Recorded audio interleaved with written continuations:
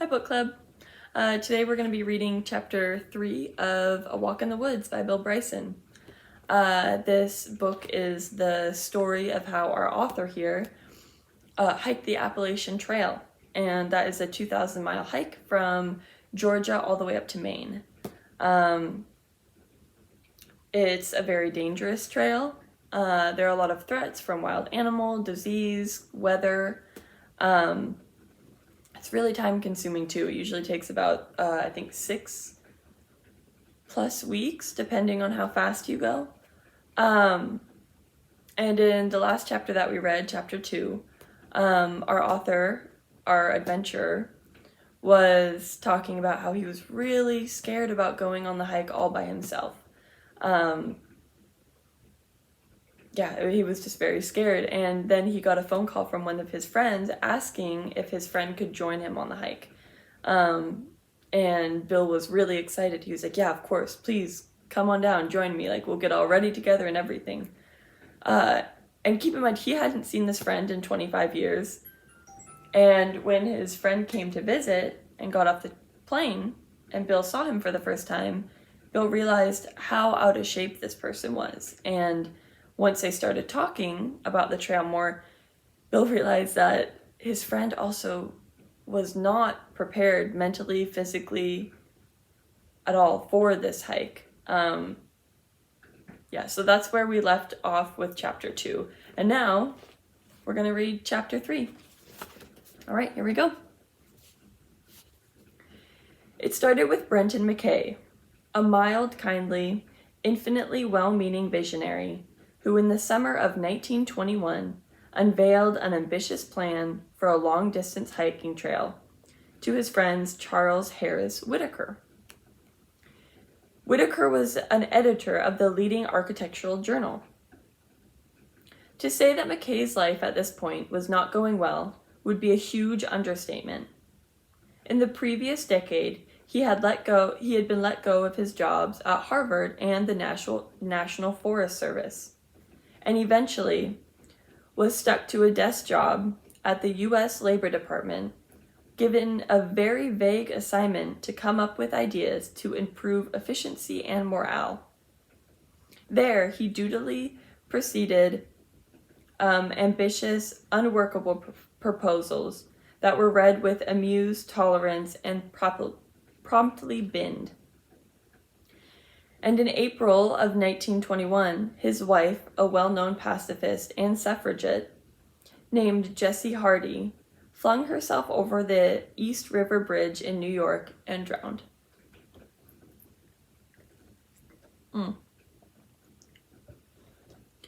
It was against this background, just 10 weeks later, that McKay offered Whitaker his idea for the Appalachian Trail.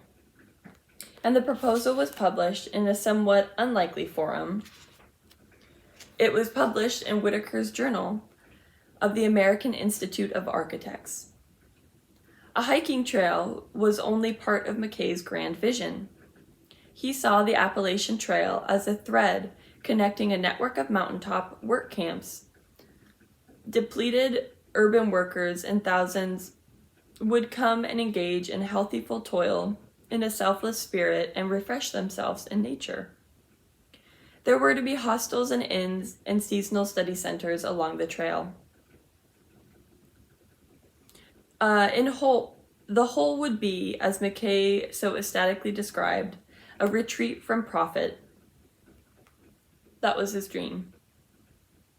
At the time of McKay's proposal, there were already several hiking clubs in the eastern United States. There was the Green Mountain Club, the Dartmouth Outing Club, the Appalachian Mountain Club, and many more.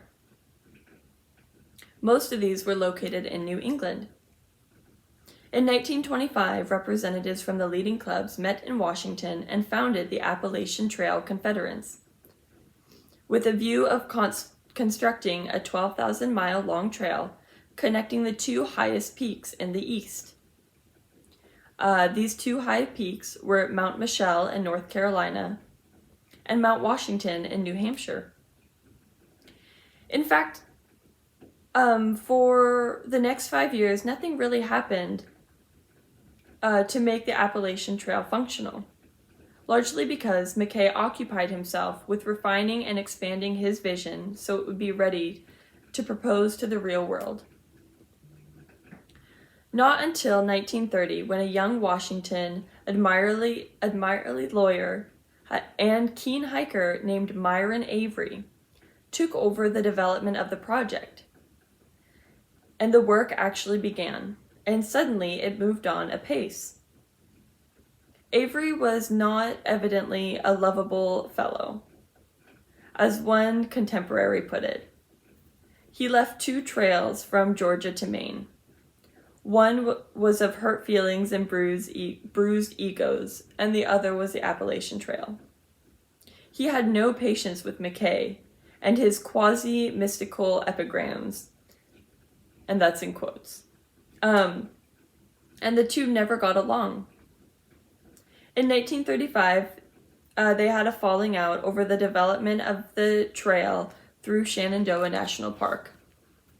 Avery was willing to accommodate the building of a scenic highway through the mountains, and Mackay thought it was a betrayal of the principles of the Appalachian Mountains.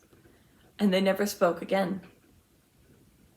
Mackay always gets the credit for the trail, but this is largely because he lived to be 96 and had a good head of white hair.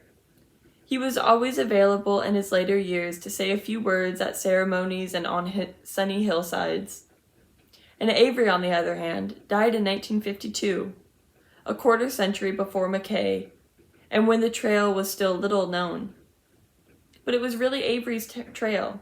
He mapped it out, bullied the clubs into producing volunteer crews, and personally superintended the construction of hundreds of miles of path. He extended its planned length from 1,200 miles to well over 2,000 miles. And before it was finished, he walked every inch of it. In under 7 years, using volunteer labor, he built a 2,000-mile trail through mountain wilderness. Armies have done less. The Appalachian Trail was formally completed on August 14th in 1937, with the clearing of a 2-mile stretch of woods in a remote part of Maine. Remarkably, the building of the longest footpath in the world attracted almost no attention at all. Avery was not one for publicity, and by this time Mackay had retired in a funk. No newspapers noted the achievement. There were no formal celebrations to mark the occasion. That's kind of sad. They did a big thing. The path they built had no historical bias. It didn't follow any Indian trails or colonial post roads. It didn't even seek out the best views, highest hills, and most notable landmarks. In the end, it went nowhere near Mount Michel, though it did take in Mount Washington and then carried out another 350 miles to Mount Catoctin in Maine. Essentially, it went where access could be gained, mostly high on hills, over lonely ridges and forgotten hollows that no one ever used or converted, or sometimes even named. It fell short of the actual southern end of the Appalachian chain by 150 miles, and of the north end by near 700 miles. The work camps and chalets and schools and study centers were never even built. Still, quite a lot of the original impulse behind Mackay's vision survived. All 2,100 miles of the trail, as well as the side trails, footbridges, signs, blazes, and shelters are maintained by volunteers. Indeed, the Appalachian Trail is said to be the largest volunteer-run undertaking on the planet. It remains gloriously free of commercialism. The Appalachian Trail Confederates didn't hire the first paid employee until 1968, and it retains the air of a friendly, accessible, dedicated outfit. The Appalachian Trail is no longer the largest hiking trail. The Pacific Crest Trail and Continental Divide trails, both out west, are slightly longer. but it will always be the first and greatest. It has a lot of friends, and it deserves them. Almost from the day of its opening, the trail had to be moved around. First, 118 miles in Virginia were rerouted to accommodate the construction of the Skyline Divide through Shenandoah National Park. Then, in 1958, under overdevelopment on and around a mountain in Georgia necessitated looping 20 miles of the trail's southern end and moving it to the start of Springer Mountain in the protected wilderness of Chattahoochee National Park. Chattahoochee, what a name. 10 years later, the Maine Appalachian Trail Club rerouted 236 miles of the trail, half of its total length across the state, removing the trail from logging roads and putting it back into the wild. Even now, the trail is never quite the same from one year to the next.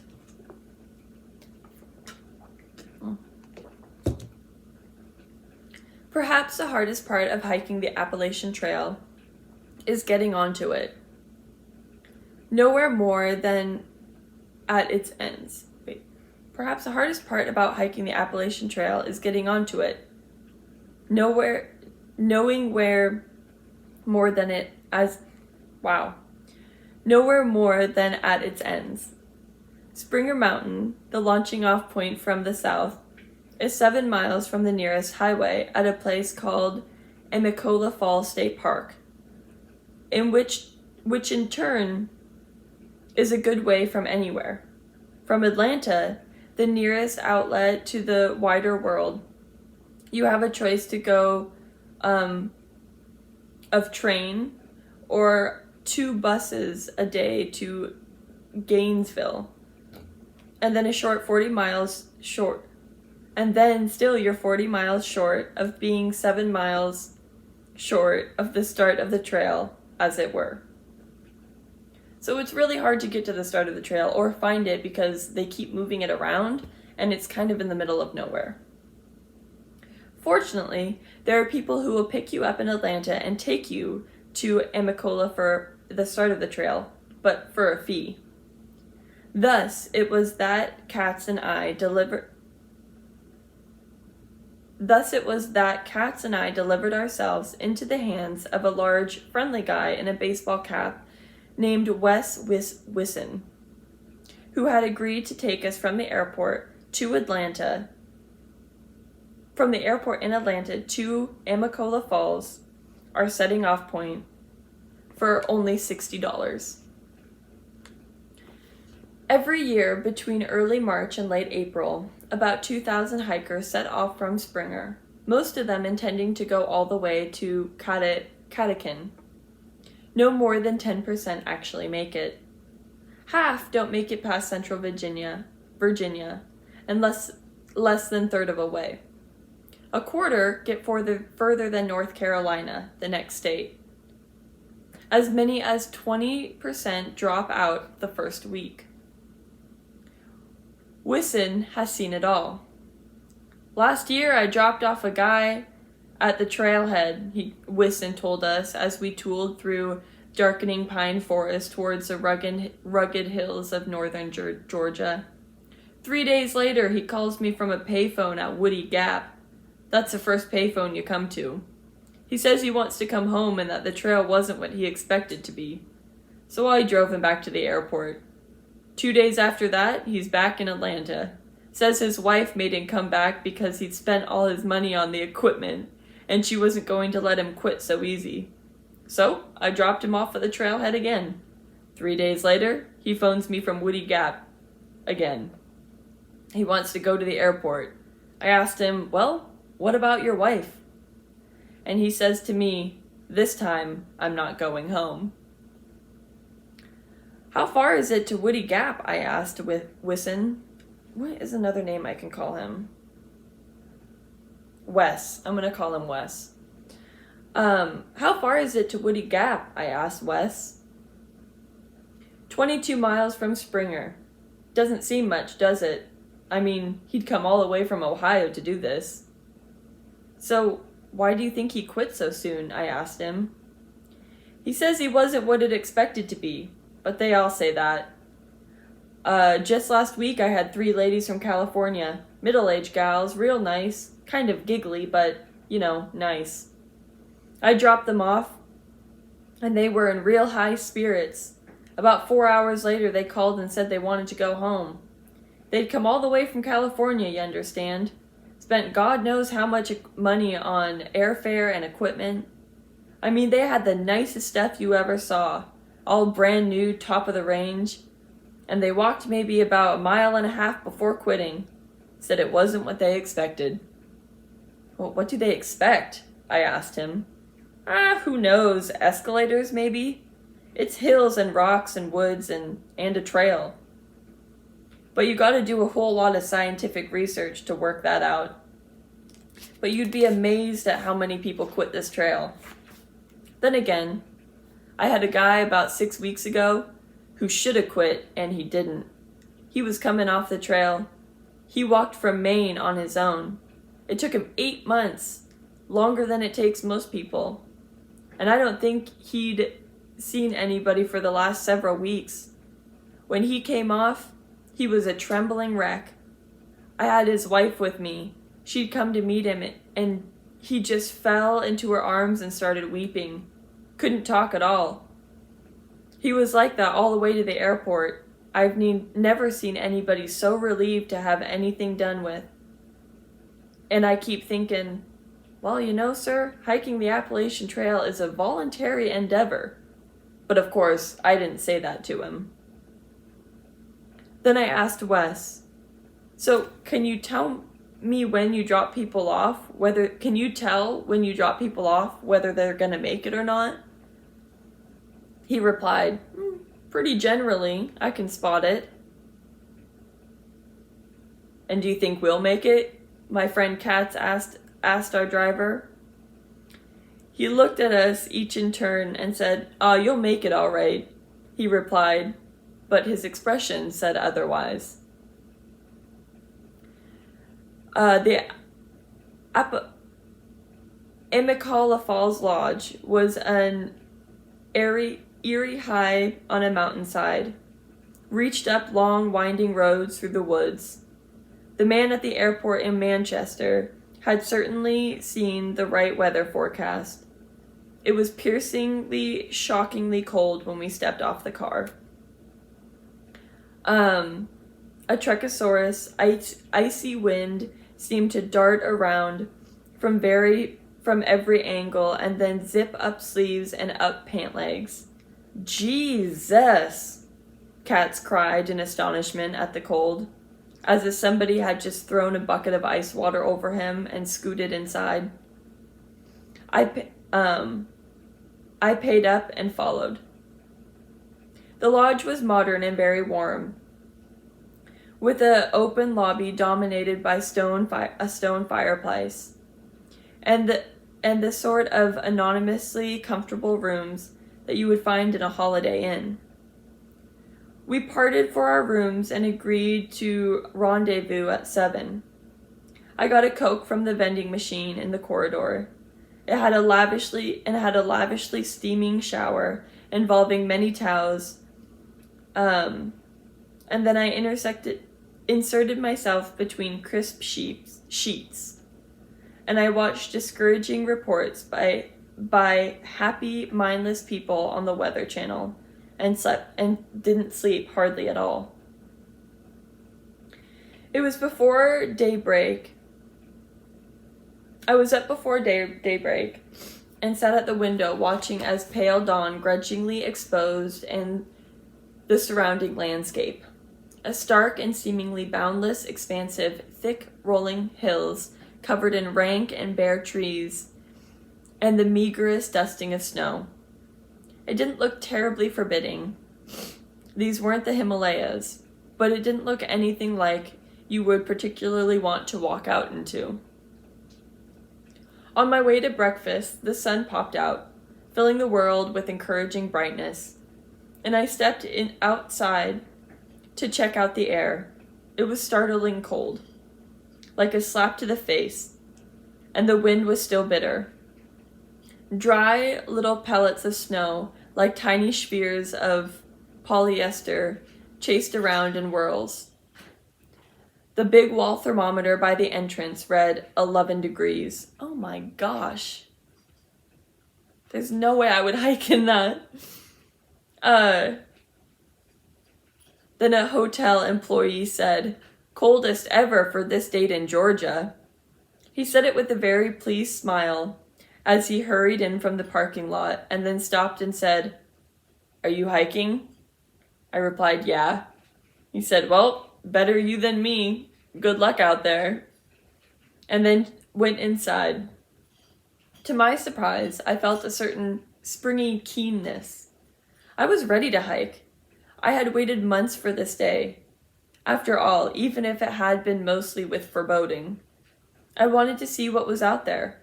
All over America today, people would be dragging themselves to work, stuck in traffic jams, wreathed in exhaust smoke. But I was going for a walk in the woods, and I was more than ready for this.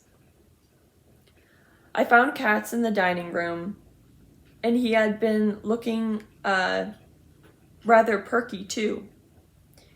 This was because he had made a friend, a waitress named Rayette, who had been attending to his dining requirements in a distinctly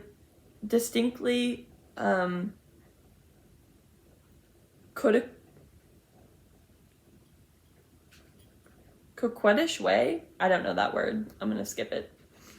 Rayette was 6 feet tall and had a face that would frighten a baby, but she was good-natured and was diligent with the coffee. She could not have singled her availability to Katz more clearly if she had thrown her skirt over his head and lain across an hungry man breakfast platter.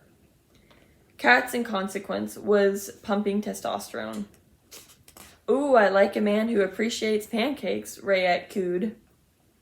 "Well, honey, I sure appreciate these pancakes," Katz responded. His face gleamed a gleam with syrup and early morning happiness. It wasn't exactly Hepburn and Tracy, but it was strangely touching nonetheless. She went off to deal with a distant customer, and Katz watched her go with something like parental pride. "She's pretty ugly, isn't she?" he said with a big grin. I sought for tract. "Well, only compared to other women," I replied. Katz nodded thoughtfully and then fixed me with a sudden fearful look. He said, "You know what I look for in female these days? A heartbeat and a full set of limbs." "I understand," I said. "And that's just my starting point, you realize. I'm prepared to compromise. Do you think she's available?" I believe you might have to take a number," I replied, and he nodded somberly. "Probably be an idea if we ate up and got out of here, right?" I was happy with that. I drained my cup of coffee and we went off to get our things. But when we met up outside 10 minutes later, togged up and ready to go, Katz was looking miserable. "Let's stay here another night," he said. "What? Are you kidding?" I was completely taken back by this. "Why?" I asked him. "Because it's warm in there, and it's cold out here," he said. "Come on, we've got to do it," I said. He looked to the woods and said, "We'll freeze out there." And I looked into the woods too. I said, "Yeah, probably, but we still got to do it." I hoisted my pack and took a backward stagger under the weight. I jerked tight the belt and trudged off. At the edge of the woods, I glanced back to make sure Katz was following. Ahead of me spread a vast, stark world of winter-dead trees.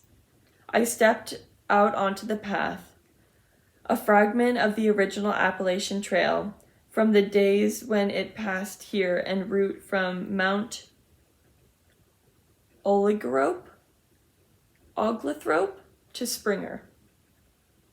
The date was March 9th, 1996, and we were on our way. Take a drink of water.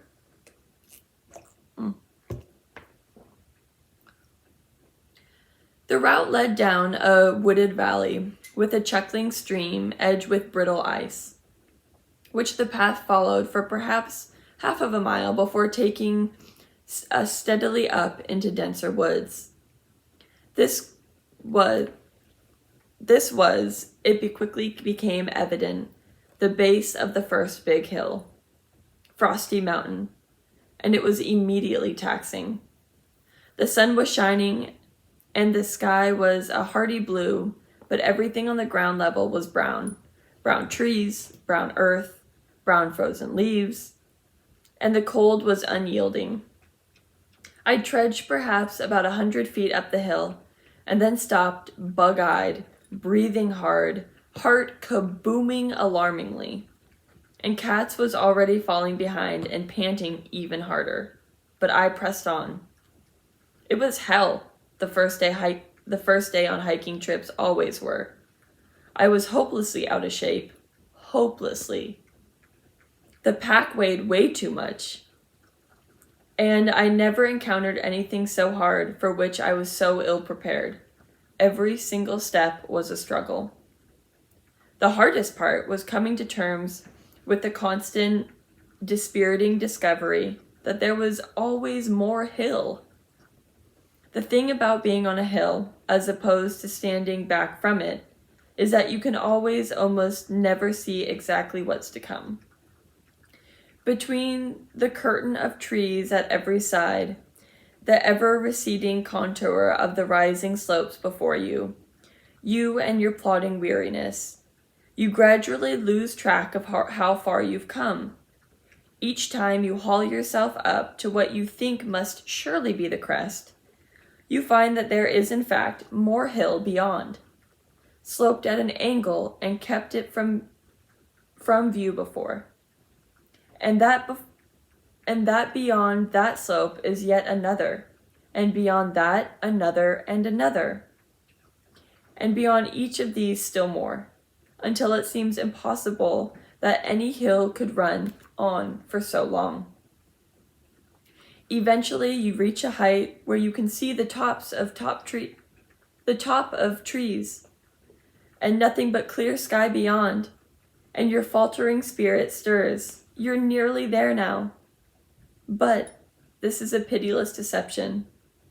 The elusive summit continually retreats by whatever distance you press forward, so that each time the canopy parts enough to give you a view, you are dismayed to see that the topmost trees are as remote, as unattainable as before. But still you stagger on, because what else can you do?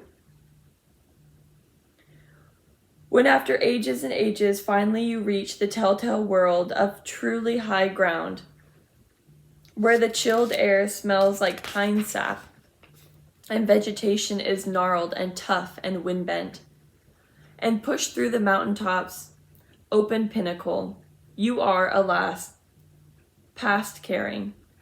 You sprawl face down on the slope's pavement, pressed to the rock by the weight of your pack, and lie down for some minutes, reflecting on a distant, out-of-body way that you have never before looked so closely at lichen. Not, in fact, looked this closely at anything in the natural world since you were 4 years old and you had a magnifying glass.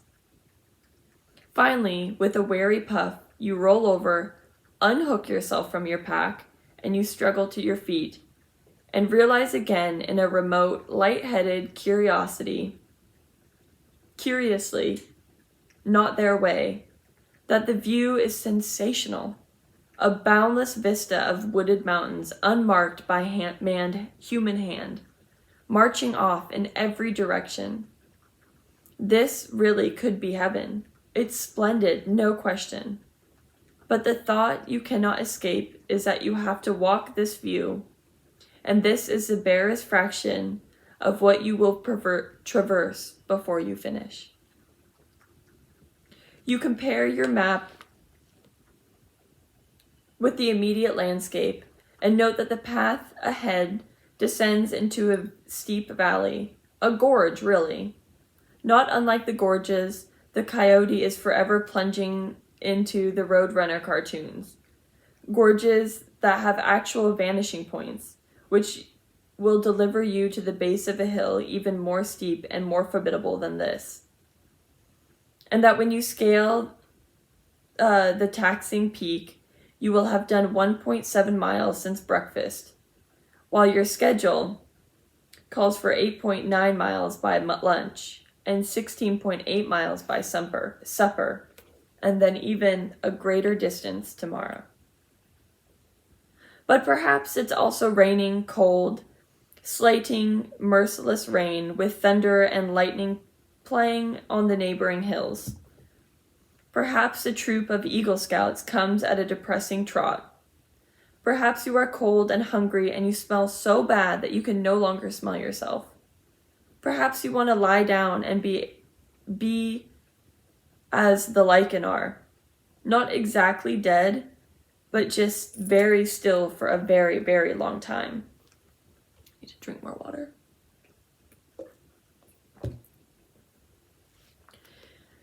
But of course, I had all of this ahead of me. Today I had nothing to do but traverse 4 middling mountains over 7 miles of well-marked trail in clear, dry weather. It didn't seem too much to ask, but it was hell. I didn't know exactly when I lost Katz, but it was in the first couple of hours. At first, I would wait for him to catch up, bitching every step of the way and pausing after each 3 or 4 shuffling paces to wipe his brow and look sourly at his immediate figure. It was painful to behold in every way. Eventually, I waited to see him pull into view just to confirm that he was still coming, and that he wasn't lying on the path or hadn't thrown down his pack in disgust and gone looking for our driver, or Wes, our driver, who had gotten us here. I would wait, and eventually his shape would appear among the trees, breathing heavily, moving with incredible slowness, and taking in a loud, bitter voice to himself. Halfway up the third big hill, the 3,400-foot-high Black Mountain, I stood and waited a long while, and thought about going back, and eventually turned and shrugged on. I had enough small agonies of my own. 7 miles seem like so little, but it's not, believe me. With a pack, even for fit people, it's not easy. You know what it's like when you're at the zoo for an amusement park with a small child who won't walk another step? You hoist him up on your shoulders, and for a while, for a couple minutes, it's actually kind of fun to have him up there, pretending like you were going to give him off or cruising his head towards some low projection before veering off at the last instant. But then it starts to get uncomfortable and you start to feel a twinge in your neck, a tightening between your shoulder blades, and the sensation seeps and spreads until it decidedly is uncomfortable, and you announce to little Jimmy that you're going to have to put him down for a while. Of course, Jimmy bawls and won't go for another step, and your partner gives you a disdainful look. The look of, I should have married the quarterback. Look, because you haven't gone 400 yards. But hey, it hurts, and it hurts a lot. Believe me, I understand. Okay, but now imagine you have 2 little Jimmies in a pack on your back. Or still better, something inert but weighty. Something that doesn't want to be lifted. That makes it abundantly clear to you as soon as you pick it up that it wants to sit heavily on the ground. Say, a bag of cement or a block of medical textbooks. In any case, 40 pounds of profound heaviness. Imagine the jerk of the pack going on, like the pull of a down elevator. Imagine walking with a weight for hours, for days, and not a long, level asphalt path with benches and refreshment booths. at thoughtful interviews, but a rough trail full of sharp rocks and unyielding roots, and staggering ascents that transfer enormous amounts of strain to your pale, shaking thighs. Now tilt your head back until your neck is taut, and fix your gaze at a point 2 miles away. That's your first climb. It's 4,682 feet from the top, and there are lots more like it. Don't tell me that 7 miles is not far. Oh, and here's the thing. You don't have to do this. You're not in the army. You can quit now and go home and see your family and sleep in a bed. Or, alternatively, you poor sad schmuck, you can walk 2,169 miles through mountains and wilderness to Maine. And so I trudged along for hours in a private little world of weariness and woe, up and over imposing hills, though an endless cocktail party of trees, all the time thinking, I must have done 7 miles by now, surely, but always a wandering trail ran on. At 3:30, I climbed some steps carved into granite and found myself on a spacious rock overlook, the summit of Springer Mountain. I shed my pack and I slumped heavily against a tree, astounded by the scale of my tiredness. The view was lovely, the rolling swell of the mountains, brushed with a bluish haze of color, the color of cigarette smoke, running off the horizon. The sun was already low in the sky, and I rested for perhaps 10 minutes, and then I got up and looked around. There was a bronze plaque screwed to a boulder announcing the start of the Appalachian Trail, and nearby on a post was a wooden box containing a Bic pen on the length of a string and a standard spiral notebook. Its pages were damp from the air. The notebook was a trail register, and somehow I expected it to be leather bound. But it was filled with eager entries, nearly written all in a youthful hand. There were perhaps 25 pages of entries since the 1st of January. 8 entries on this day alone. Most were hurried and cheery. One read, March 2nd, we're here and man, it's cold. See ya at Kadikin, Jamie and Spud. But about a third were longer and more carefully reflective. The messengers along the lines read, So here I am at Springer at last. I don't know what the weeks coming hold for me, but my faith in the Lord is strong, and I know I have love and support from my family. Mom and Pookie, this trip is for you. And more entries read like that. I waited for Katz for 3/4 of an hour, and then went looking for him. The light was fading and the air was taking on an evening chill. I walked and I walked down the hill, and through the endless groves of trees, back over the ground that I had gratefully put behind me forever, or so I thought. Several times I called his name and I listened for him, but there was nothing. I walked on and on over fallen trees I had struggled over for hours, down slopes I could now only dimly recall. My grandmother could have gotten this far, I kept thinking. Finally, I rounded a bend, and there he was, stumbling towards me, wild-haired, one-gloved, and near hysteria. It was hard to get the full story out of him in a coherent flow, because he was so furious. But I gathered that he had thrown so many items off of his pack many items from his pack over a cliff in a temper. None of the things that had been dangling from the outside were there any longer. What did you get rid of? I asked, trying not to betray too much alarm. Heavy shit, that's what. Like pepperoni and rice, the brown sugar, the Spam. I don't want all that shit in my bag. Katz was angry. He acted as if he had been deeply betrayed by the trail. It wasn't, I guess, what he had expected. I saw his glove lying on the path about 30 yards back, and I went to go retrieve it. Okay, I said and returned. You haven't got too far to go. How far? He asked me. Maybe a mile, I replied. Ah, shit, he said bitterly. I'll take your pack, I said.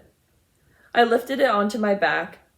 It wasn't expectingly empty now, but it was more moderate in weight. God knows what he had thrown out. We trudged up the hill to the summit in the enveloping dusk.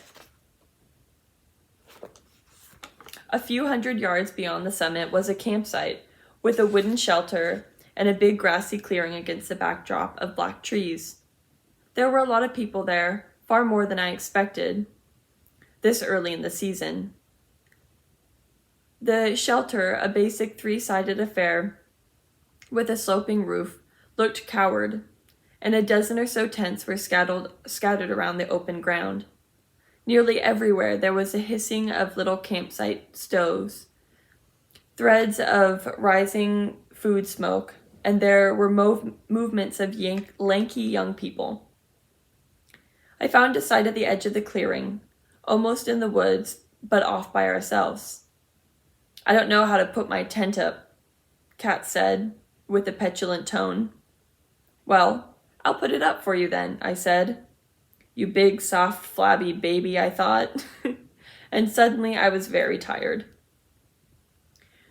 He sat along on the lodge and walked on a log and watched me put up his tent. When I finished, he pushed in his pad and sleeping bag and crawled in after. I busied myself with my tent, fussily made it into a little home, and when I completed my work, I straightened up and realized that there was no sound or movement from within his. Have you gone to bed? I asked him aghast. He replied with an affirmative growl. That's it? You've retired with no dinner? I asked him. Another grunt came from his tent. I stood up for a minute, speechless. Too tired to be indignant. Too tired to be hungry either, to come to that. I crawled into my tent, brought a bottle of water and a book, and laid out my knife and a flashlight for purposes of nocturnal illumination and defense. And finally, shimmied into my bag, more grateful than I had ever been to be horizontal in my life. I was asleep in moments. I don't believe I had ever slept so well. When I awoke, it was daylight. The inside of my tent was coated with a curious flaky rime. Oh, Charlie just walked in. I'm reading to book club right now. Can we just be a little quiet? I'll be done in just a few pages. Financial planner? Yeah, in a little bit. I'll be done in like 2 minutes. When I woke, it was daylight, and the inside of my tent was coated with a curious flaky rime, which I realized after a moment was my all nighttime snores, condensed and frozen and pasted to the fabric, as if into a scrapbook of respiratory memories. My water bottle was frozen solid. This seemed gratifyingly macho, and I examined it with interest, as if it were a rare mineral. I was surprisingly snug as a bug in my bag and in no hurry to put myself through the foolishness of climbing hills. So I lay there as if under grave orders not to move. After a while, I became aware that Katz was moving around outside, grunting softly as if from aches and doing something that seemed improbably industrious. After a minute or two, he came and crouched by my tent, his form a dark shadow on the fabric. He didn't ask if I was awake or anything, but he said it in a quiet voice. Was I, would you say, a complete asshole last night? He asked me. Yes, you were, I replied. He was quiet for a moment and said, well, I'm making coffee. I gathered this as his way of an apology, and then I said, that's very nice. He replied, it's damn cold out here. I said, yeah, and here too, my whole water bottle's frozen. Mine too, he replied. I unzipped myself from my nylon womb and emerged on creaking joints. It seemed very strange, very novel, to be standing outdoors in long johns. Katz was crouching over a camp stove, boiling a pan of water. We seemed to be the only campers awake. It was cold, but perhaps just a trifle warmer than the day before. And a low dawn sun was burning through the trees and looked cautiously promising. How do you feel? He said.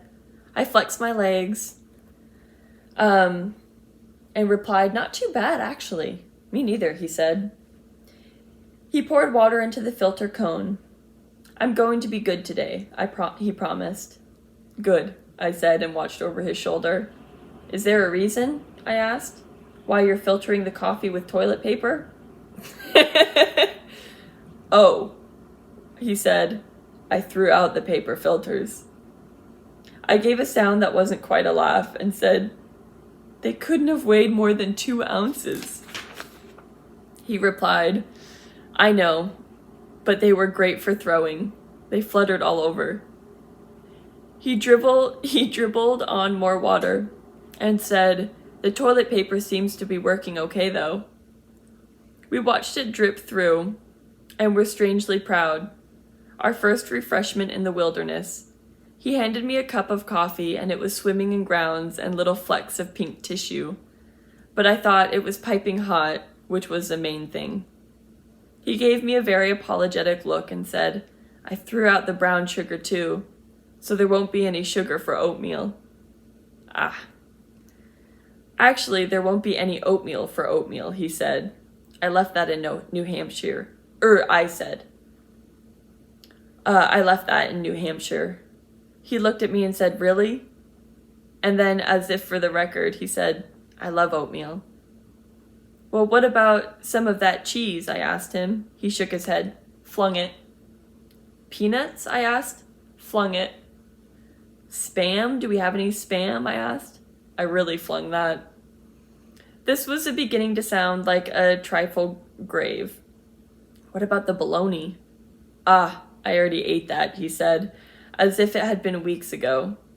And then in a tone of sudden concession, he said, hey, I'm happy with a cup of coffee. Oh, he said, hey, I'm happy with a cup of coffee and a couple of Little Debbies. I gave a small grimace and said, I left the Little Debbies too. His face expanded. You left the Little Debbies? I nodded apologetically. All of them? He asked me. I nodded. He breathed hard. This really was grave, a serious challenge apart from everything else. To his promised equanimity, he decided we had better take inventory. We cleared a space on the ground sheet and pooled our commissary. It was strangely sad. Some dried noodles, 1 bag of rice, raisins, coffee, salt, a good supply of candy bars, and toilet paper. And that was about it. We had a breakfast of Snickers, a Snickers bar and coffee, and packed up our camp, hoisted our packs with a sideways stagger, and set off once again. I can't believe you left the Little Debbies, Kat said, and immediately began to fall behind. So that's the end of chapter 3. Chapter 3 was about their first day on the hike. It's not what they expected. They ended up, Katz ended up throwing out a lot of their supplies because it was really heavy. One of the things that he threw out was coffee filters, so now they're filtering their coffee with toilet paper. And this is just day 1 of the hike, so I'm sure that it's only going to get harder. So that was chapter 3. We will read chapter 4 next week. yeah, thank you for joining us. Bye.